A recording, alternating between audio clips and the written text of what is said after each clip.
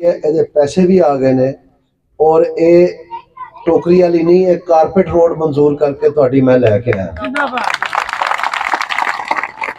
ਇਹਦੇ ਵਾਸਤੇ ਜਿਹੜਾ ਦਸਤਾਵੇਜ਼ੀ ਸਬੂਤ ਹੈ ਉਹ ਵੀ ਮੈਂ ਵੈਸ ਕਾਸਮ ਸਾਹਿਬ ਨੂੰ ਭੇਜਿਆ ਹੋਇਆ।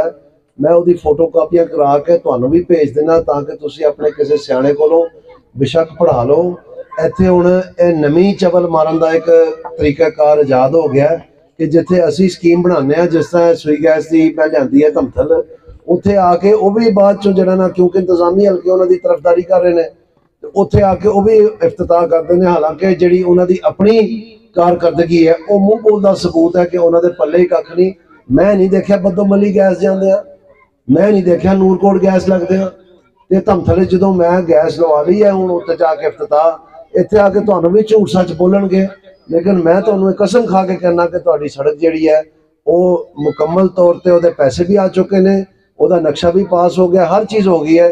सिर्फ इलैक्शन कमीशन की वजह नाल उहदा अजे तक अमल दरामद नहीं शुरू होया क्योंकि उन्होंने रोके हुआ है। तो सब तो पहले तो यह गल मैं तुहाडे नाल करनी है।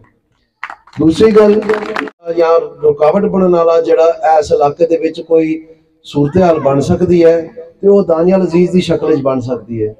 इस वास्ते दानियाल अजीज का जितना बहुत जरूरी है ताकि इहनूं डका लाए, बाकियां दी जिहड़ा ना खैर है। मैं तुहानूं दसना चाहना कि यह गल गलत है। सब तो जरूरी यह है कि वैस कासम साहब इलैक्शन जितन PP 54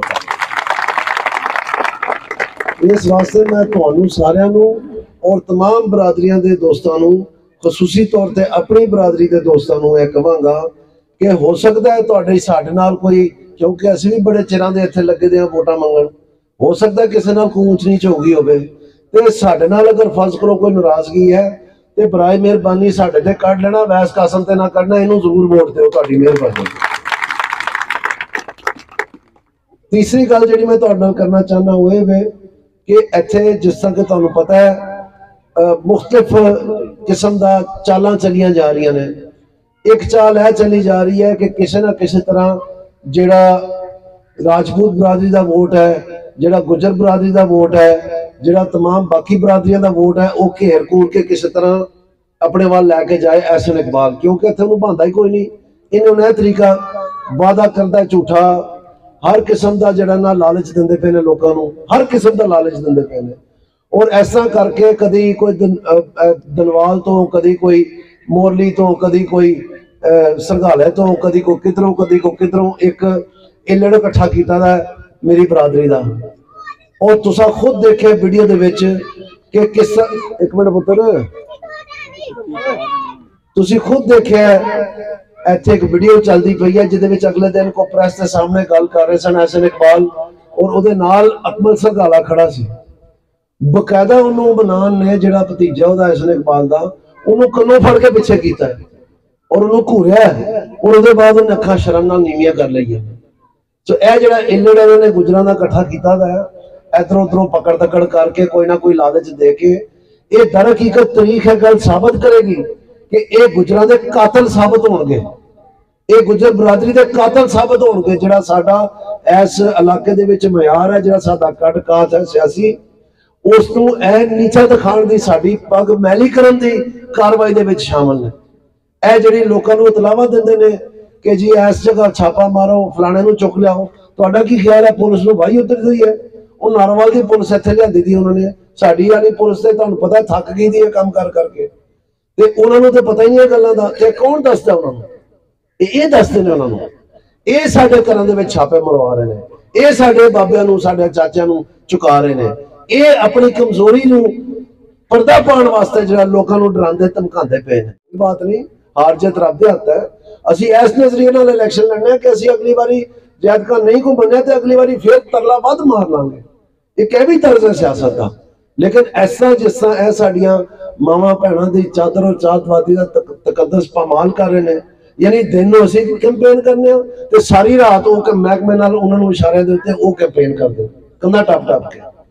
सो इस चीज़ का सख्त मजम्मत करनी चाहिए है। तुहानूं सारे दोस्तों नूं इकट्ठे होना चाहिए है। साडे ते एक डाका पाया जा रहा है, एक डाका किया जा रहा है, एक हमला किया जा रहा है। उस शक्ल हमलावर होकर साडे ते आ रहे हैं। कोई इलैक्शन नहीं हो रहा, अगर इलैक्शन हो रहा होंदा तो घर घर पुलिस जाके बंदूक की नोक से लोगों को मजबूर ना कर रही होंदी, थाने बुला बुला लोगों को फोन फोन कर कर यह ना कह रही होंदी कि तुसीं इकट्ठ ना कराओ, तुहानूं वेखांगे, तुहाडे नाल ऐ होएगा, ऐ ज्यादती होएगी। इत्थे दुकानदारां नूं नोटिस चले गए, इत्थे पेट्रोल पंपां नूं सील कर दिता गया, सिर्फ इस वास्ते कि वो अपनी राय हक जिहड़ा ना वो इस्तेमाल करना चाहते अपनी मर्जी के मुताबिक। इसनूं हमला कहंदे ने, इलैक्शन नहीं है। ये गल वध गई है सड़कों तो, गलियां नालियां तो, खब्बियां तो। ये हुण साडियां पग्गां दे फैसले होने ने। ये बकायदा साडे आने वाली नस्लों वास्ते सानू एक मजबूर कौम बना के विखाना चाहते हैं कि इन्हां दा असीं कलाकमा कर छड्डिया, इन्हां दे पल्ले कख नहीं। ये साडा मनखा तोड़ना चाहते हैं, साडा सियासी मनखा इस इलाके का तुहाडे सारिआं दा तोड़ना चाहते हैं। जे साडी हद तक रहिंदे सानू गिरफ्तार करके चले जाते, कोई बात नहीं, असीं सहंदे, लेकिन सानू नहीं, तुहाडे दुआले होए ते ये तुहाडे नाल दुश्मनी लैंदे पे। इस वास्ते लोगों इस गल नूं समझो, मैं कोई हौला बंदा नहीं, कोई हल्की गल नहीं करता पिया। ए जिहड़ी तुसीं दसदे पे हो अवैस कासिम साहब दे नाल जिहड़ा मैं निभा कीता है, ए मामूली बात है। तुहाडी इलाके दी सियासी उठा बचाने वास्ते मेरी धौण भी लथ जाए, वो भी बारे च मेरे सारे असीं मिट जावांगे, उहदे बाद तुहाडे तक कोई अपड़ेगा। लेकिन इस गल नूं तुहानूं भी समझनी जरूरी है ते इकट्ठे हो जाओ।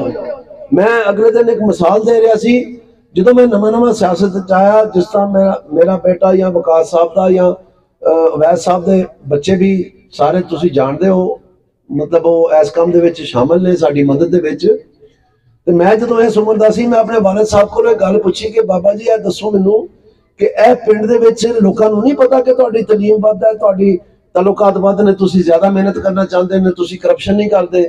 तो ये क्यों है कि तुहाडे विच एक पिंड का हिस्सा अगर एक पासे आ जाए तो दूजा पासे ने दूजे पासे जाना ही जाना, ये सारे इकट्ठे होकर क्यों नहीं वोट दे सकते। तो मेरे प्यो ने मैनू मिसाल दी कि पुत्र यह भी हो जाता होंगे कदी कदी। तो उन्होंने मैनू सुनाई गल पुराने वेलियां दी, कहंदा पुराने वेले जिस वेले मीह वरदा सी, बरसात का मौसम आंदा सी, ते उस वेले जिस वेले पैलियां तारो जांदियां सन ते चूहे उत्ते आ जांदे सन, तैरने पै जांदे सन, ते पूरा पिंड लंगोटे कस के डांगा लैके ते चूहे मारन दे दुआले हो जांदा सी। उस वेले ये तमीज नहीं सी हुंदी कि मेरा बन्ना कित्थे मुकदा पिया ते दूजे दा कित्थे शुरू हुंदा पिया, कि ओहदा नुकसान हो जाए ते मेरा फायदा हो जाए, या कि मैं क्यों गारे च छाल मारां कि ओहदी पैली नूं मैं चूहा डकां। उस वेले अपना जाती जो पूरे पिंड का मुश्तरका नफा नुकसान जिस वेले देखते हैं तो फिर इकट्ठे होके ते ये काम करते हैं। तो लोगों वो मिसाल मैं तुहानूं एवें नहीं सुना रहा, जिस भी तुहाडी हर पिंड दे विच एक सियासी बारह टहनी हुंदी है, लेकिन यह वेला आ गया कि बरसात आंदी पई है और चूहे जिहड़े ने बाहर तरदे पे ने, उन्होंने इकट्ठे होकर डांगा लैके लंगोटे बन के मार लो, ताकि असीं फिर साडी चंगियां पैलियां